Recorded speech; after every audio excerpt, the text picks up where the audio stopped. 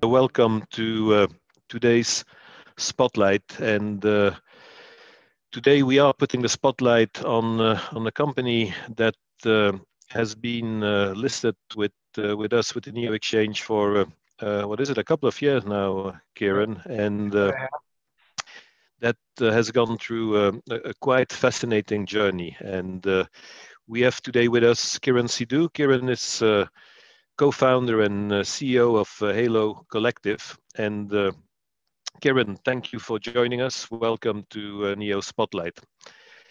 Thank you for having me. And looking forward to a good discussion. We have a lot of participants, lots of questions that came in. Only 30 minutes, so we're going to kick it off immediately. And we're going to kick it off by starting with a bit of an overall question that will also help people in the audience that may know the organization less. Could you tell us a bit more about who Halo Collective is, what you do, what is your business, where are you positioned, and maybe also, while you're covering that, tell us why you changed your name, because you used to be Halo Labs when you launched, and now you are Halo Collective. And we will put a slide up with some data that you provided us that will give some context while you're talking. Okay, great. Thanks, Joss. So we started Halo Labs in Andreas's Met's chicken coop in 2015 in Medford, Oregon. It was the winter of 2015. And when we started, we principally started as a medical butane hash oil extraction company with the concept of making vaporizer cannabis carts for the Oregon market. Today, we're a US-based multi-country operator, and we do everything now from growing or breeding genetics all the way through to selling to end customers very shortly in multiple regions. So the name Halo Labs was pretty good in 2016 and 2017, but where we've evolved now, the name is not appropriate. Therefore, we went to collective because the word collective really represents a collective effort among all of us. Yeah, that makes sense, and you are clearly looking at covering the entire value chain from oil or from soil to oil, as they say. Why that fully integrated full value chain strategy, and why do you think that is the right approach, and how is that going to benefit investors? Well, first of all, sort of looking at this, you have to look at a geography. So for instance, in Oregon, where we have a dominant position, definitely in distribution of cannabis products to dispensaries, we don't actively participate in dispensaries because we've grown so large, those are our customers. So we don't compete with our customers. But there, what we find is we get good economies of scale and higher margins, and our margins are rapidly increasing as a result of controlling cultivation, then actually doing the manufacturing, most of it, the edibles and other stuff we subcontract out, and then distributing. I mean, we run our own trucks throughout the state, and then we have our own direct sales force, arguably the largest direct sales force in the state. And we see synergies for that. And in a market like that, we are, we're continuing to try to aggressively consolidate, especially on the cultivation side. Internationally, we've built what I think is a very, very good ecosystem. We're in Lesotho, we're just flipping from one to the other. We have the largest license in Lesotho, and I think the largest potential license when you look at all the acres we can go outdoors after we effectuate our initial 6 to 10 acres of greenhouse. And then from Lesotho, which will be CGACP, we now have CanMart in the UK, where we are, when we purchased it, we're one of 5 fully licensed cannabis products medical distributors. And there, the concept is to tie the two together, again, going from seed in Lesotho to GACP flower into the UK, and inevitably cannabis-based products from the UK, or CGMPE medicinal products throughout the globe, but in particular the EU, Australia, and the UK. So you have a truly global approach that is clear, and you're active in a multitude of regions, a multitude of markets. Could we zoom in a little bit on Lesotho that you mentioned? There were some questions that came up, and to the audience, just bring in your questions. I will make sure to put them to Kieran. What is the status today on Lesotho, and how do you see that evolving? Like where are we today, and what are the plans there going forward? So we're in our 3rd growth cycle, and we keep expanding. So Lesotho is what I call a snail approach, where we started small and we grew, and we're growing and growing and growing. And now Andreas, my co-founder and partner, and Philip being the other one. Philip is based in London right now, and he's actively working on the CanMart, actively working with CanMart. And Andreas is now based in Lesotho. And him and one of our top growers, along with a very large local team now of close to 100, a workforce of close to 100 down there, are growing cannabis, and they're growing very high quality cannabis. And they're pretty confident that they're hitting THC levels in excess of 20%. And now finally, after 2 years, we have cannabis on par with what we see in California and Oregon coming out of Lesotho. And right now, the margins in Lesotho that Andreas is telling me that he thinks we're going to be hitting in the next 90 days, are substantial margins, because internationally it's still a nascent market. Right now, and I think we're going to be putting out an update because everyone's always interested. We're building the fences. There's massive construction going on. As I said, it's a snail approach. Now, that's a completely different approach from Triangle Canna Corporation, which is our joint venture in California with Green Matter. And again, as that is the largest in Lesotho, that is the largest license that Louisa and Buffalo acquired. Triangle Canna Corp, if you look at the California CDFA records today, the largest single site grow operating in California is 191 licenses on one site in Santa Barbara County, okay? Not in the Emerald Triangle. We are currently applying at Triangle Canna Corp for 279 licenses on one site. And that is only phase 1. That is the first phase. And Green Matter, given their background and the fact that, I saw a chart that said that Triangle alone, just to give you an idea, the Lesotho grow is arguably one of the largest grow sites worldwide. But the Triangle grow site, when I looked at it in North America, it is the largest grow site that we know of in America. But in North America, it's the 3rd largest grow site that we know of. So I don't think a lot of people understand just the scale of what we're doing. And, honestly, one thing I've learned about businesses like cannabis and other businesses I've been in, like electronic money and before online gambling, it's really go big or go home. And so, investors aren't investing in Halo to take the stock from 9 cents to 20 cents. They want to see us go from 9 cents to $1. We're not an Apple. You can easily get a double with an Apple or a Facebook over 2 years. Here, we're looking to return X's. And so, I mean, that's our real philosophy. So you're active in multitude of regions. You have lots of projects going on. You're building scale, and this question is driven. There's a lot of questions coming in, Kieran. Right. Where do you see yourself in 5 years? And where do you see yourself in comparison with some of the big names out there now in the Okay. cannabis space? Well, what I have to say is this is, I've come out of tech. I'm 56 years old now, as of last week. Young, And young. I've seen 56 years young, and I've seen a lot of businesses. And I think in cannabis, we're in the first inning.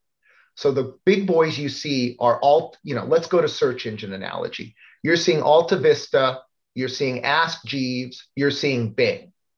And then Kleiner Perkins came along and invested in two young PhDs in Stanford, which started Google, right?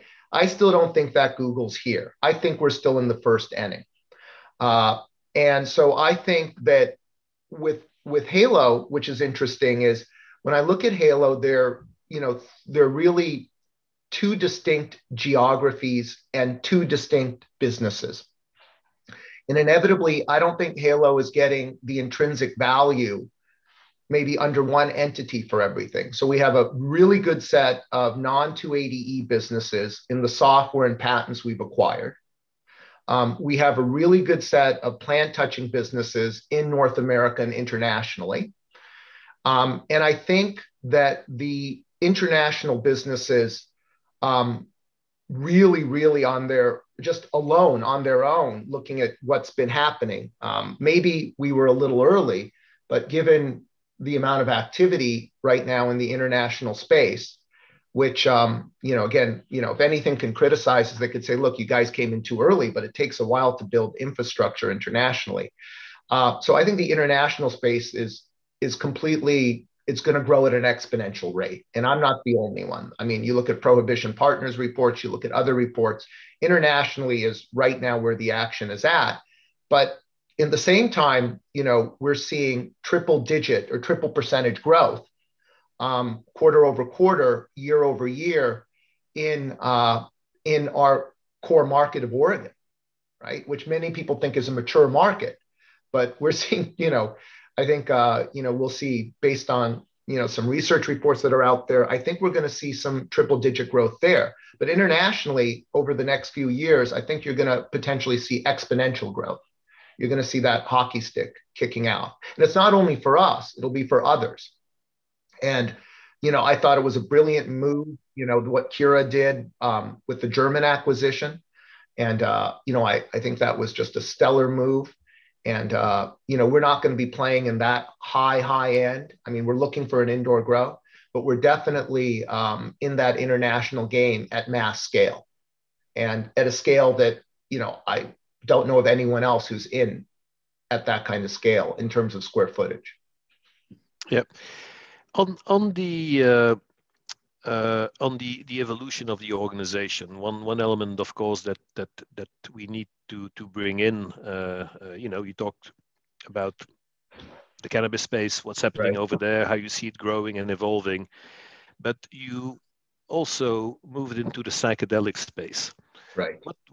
Why? What are your intentions over there? Is that going to be a distraction, or is this really going to be accretive to what you're doing?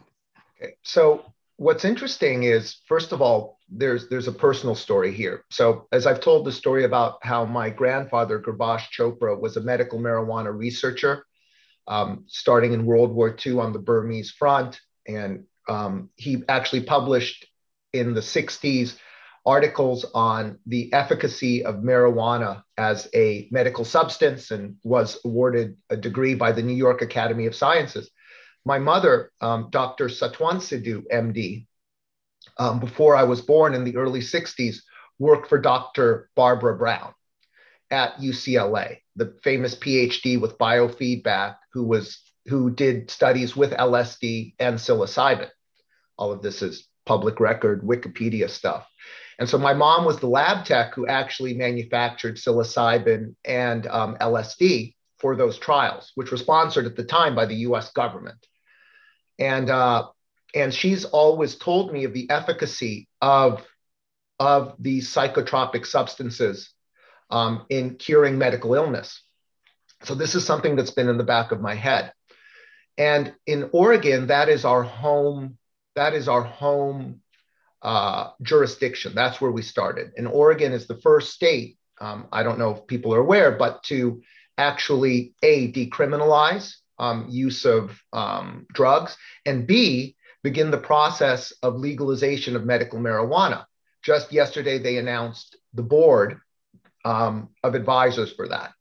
So we intend to be a manufacturer, probably a higher end manufacturer, to supply those clinics and those doctors in Oregon. And we believe this model will roll out to other states in the United States. And we're already seeing it happen in other jurisdictions like Jamaica and St. Vincent. But again, we picked a partner there. So we picked a partner in Red Light Holland or TRIP to work with. And from our perspective, what we would do is be more of the distribution arm through our existing very large sales force to clinics. And we would rely a lot on the technology that Todd and Trip bring to us, along with some technology we've developed. So we're like a local partner. But then what we are seeing, which is really interesting, is in the short term, is that functional mushrooms that are non-psychotropic are being combined with cannabinoids and are selling both in conventional retail stores without claims, as well as now, if we start putting active ingredients in it, we can start selling it through the dispensary channel. And there seems to be a lot of interest in functional mushrooms to help with thinking, to help with sleep, to help with energy, combined with cannabinoids.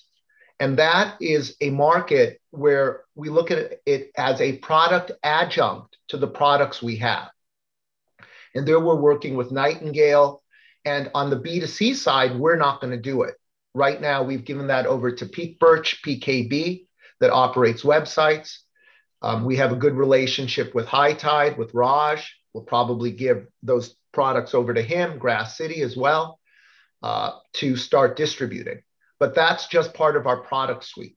And then to emphasize on the other side, we're not going into clinical trials. We're not doing anything like that. We're using our core competency in manufacturing, our core competency with CGMP, and we brought a really strong partner, which is arguably, right now the largest mushroom manufacturer or, psilocybin manufacturer around with their truffles in Trip. Yeah.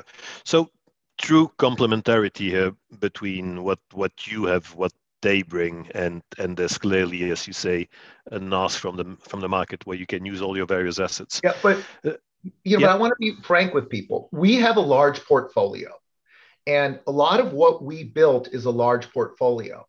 But those components of the portfolio, and we recognize it, aren't getting the intrinsic value they need under one umbrella, which is Halo. So that's something we've been recognizing, and we're working towards giving our shareholders more intrinsic value, recognizing that a lot of these businesses, under one roof is sort of like AT&T or ITT under one roof in the early days of telecom and in the early days of the conglomerate. So no, we recognize that. And, look, given Philip's background with Goldman Sachs, my background with Merrill Lynch Capital Markets, Katie's background with Bain, all of us in our degrees, we understand that, right? It's just that, we're not looking at the stock day to day or week to week or even quarter to quarter. We're looking at it more in a 6-month to 18-month window. Yeah. So that takes me to another question that came from the audience. Listening to you and looking at all the initiatives and projects you have on the go, and there's some pretty sizable ones in there. Do you feel that you have the capital that you need to execute upon all of that? In terms of capital, right now we have sufficient capital to execute our plans in North America. In terms of executing our plans abroad, we're in so let me step back. So my executive chairman, who I report to, Louisa Magella, is one of South Africa's most prominent business people. She was CNBC Businesswoman of the Year in 2015. She was Saul Kurtzner's mentor and built Sun International with him. She's was on the board of South African Airways, on the board of Sasol. She was just the first Black female to be awarded an honorary degree at Stellenbosch University. Okay. So Louisa already is in discussions with multiple groups. COVID slowed it down to fund the Buffalo project. And so we're already looking at that. So Buffalo is a large funding, but Louisa is highly confident. And also Louisa runs Wiphold. Wiphold is a I'd say a 100 million plus fund. I don't know how much, that is an ESG fund to help women. So, Louisa is, I would say highly confident that she is going to get the funding for that project. So in terms of funding for North America, I think we're funded. We have room to actually put on debt now, and we have offers to do that, which we'll do on a project by project basis. Louisa's negotiating for money into Buffalo. And now, as we've seen, there's a lot of activity on the London Stock Exchange where Canmart can come into play. So how do I say it? We are good in North America. Louisa's going to make sure we're good in South Africa, in Lesotho, in Africa. And in terms of Canmart, right now, I think there are 15 listings, in the queue with the LSE. So I think that gives a good view on how you look at the capital to fund your organization and your various plans. I just can't keep up with the questions coming in, Kieran, and I promise to all of those we'll pass them on to Kieran and team, and those that are not covered, they will be getting back to you separately. I would like to take it a step up again for a second and come back to the cannabis market overall. When you look at the cannabis market, you talked a bit about all the opportunity. You talked about the hockey stick, how you see it developing. But let's take it now from the other side, and allow me to be pessimistic. What do you see as threats to the cannabis industry? Like, how do you see, what if we would do our classical, SWOT analysis? Let's focus a bit on the threats, the dangers, the risks, and then it would be interesting to also understand how Halo Collective is prepared for that. Like, how do you think about that, and do you have a strategy around that? So we in cannabis spend way too much money on lawyers and compliance. I would say that probably 10% of our G&A is compliance and lawyers. And even in the United States, what I tell people is when you look at Oregon versus California, take an analogy that it's like the EU. You're looking at Germany is California and France is Oregon. And how you operate in Oregon and what you can do is completely different than you can do in California. You look at California, 279 licenses in Lake County being applied for on one piece of property. In order to get CEQA, which is a California approval process, to get our 20 acres of greenhouses up after we get up our 60 to 70 acres with green matter, which is just a machine. After we get that up, we need a CEQA study. That requires 20 different agencies in California to approve. Now, people say, okay, there's going to be a national regime, and everyone is all excited about it. For me, I lose sleep over it. I say to myself, my God, what if the FDA regulates? I've been involved in biotech, in my life. And I know how arduous the FDA is. The FDA, if they become the regulatory body, is going to look at all of us and go, okay, all of you, CGMP. No one's prepared for that. I mean, we know it because we operate internationally. We have the SOPs, but that means all my equipment's going to have to be ripped out. All new equipment's going to have to go in, new walls, filtration systems. It's going to take it to a different planet. Let's say, people think of cannabis as alcohol. But remember, outside the United States, it's regulated as a medicine. In Germany, it comes to you in a pill bottle or it comes to you in a sealed package. So if it goes that way, I mean, that's a big threat. That's going to basically decimate all the small players. Then let's look at it internationally. Let's look at Canada. So the Lesotho government is lobbying in Ottawa saying, look, this is unfair. You Canadians are allowed to export everywhere, us too. I'm a Canadian player now, soon to be, but we're not allowed to import. Protectionism.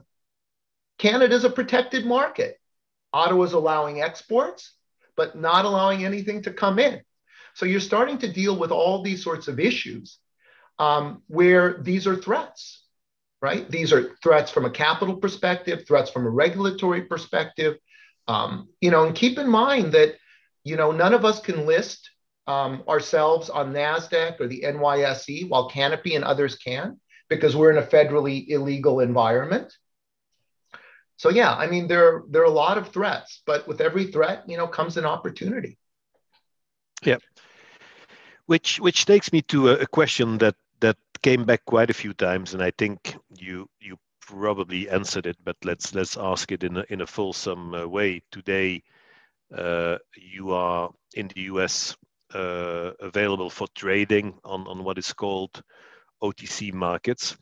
Are you looking at listings in other jurisdictions? So the question NASDAQ, of course, comes up a lot, but we can also think about other places in the world, particularly with an organization like yours, which it's international nature, like LSE, for example. Is that in the books, and what would unlock that? We're evaluating these options. I personally, and Philip, I and Louisa have all done listings with nomads on the LSE. I've done them on the LSE AIM. I mean, everything's in the cards, right? So right now, our cost of capital averages, Philip says, about 15.2%, up from 14.7% last year. And anything to reduce that cost of capital, anything to unlock intrinsic value, we're looking at.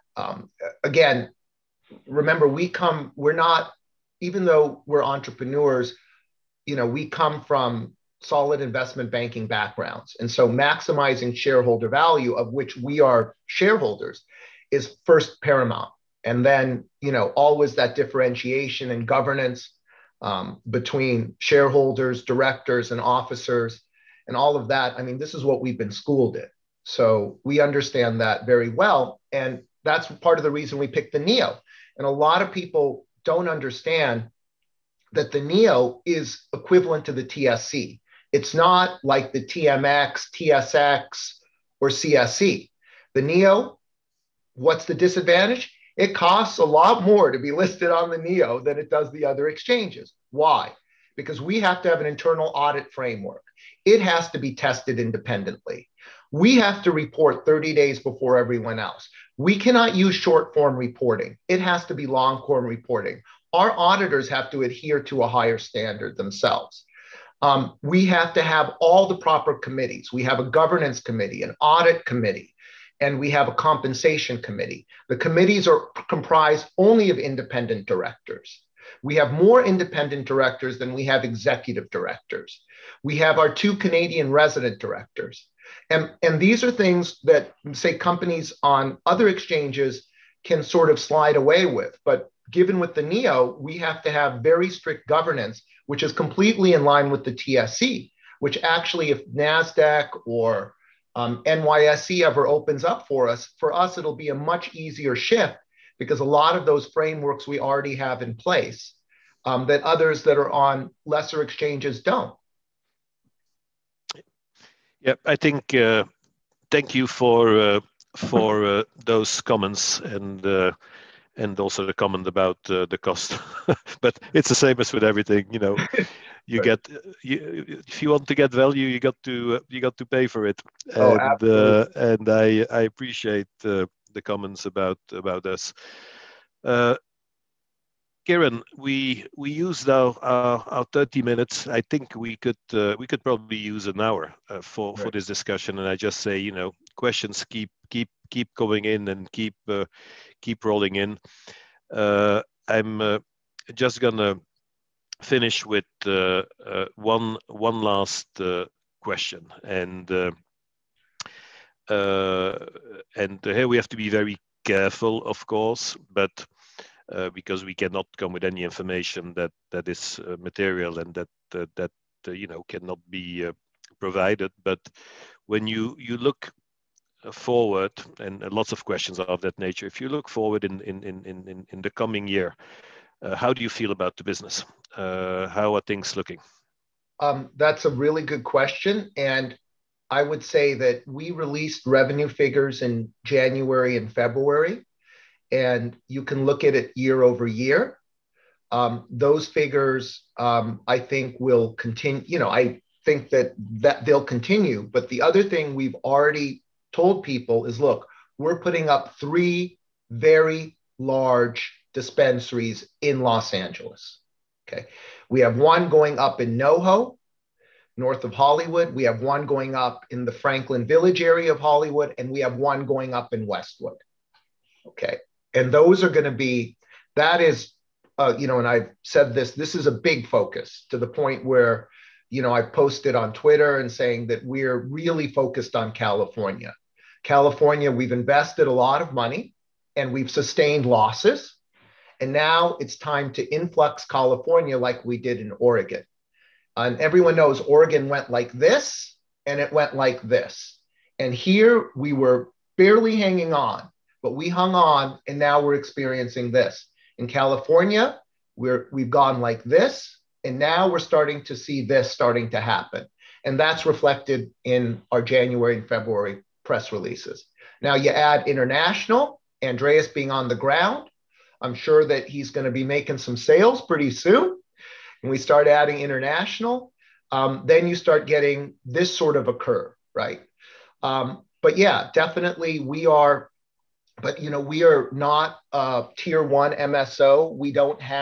We're not there, but we're building from a lot smaller base, and hopefully we'll get there, you know, over the next year to 2 years.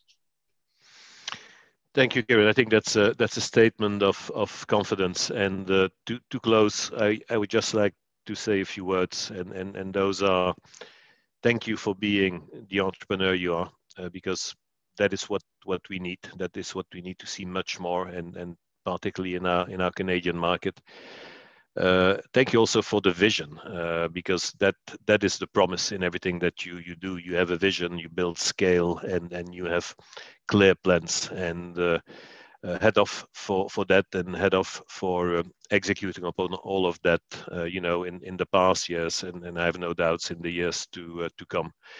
Wish you very well. I don't think I need to necessarily use the word wish, because I think you guys are executing, and looking forward to the next press release and the next communication about the organization. I would also like to thank the audience.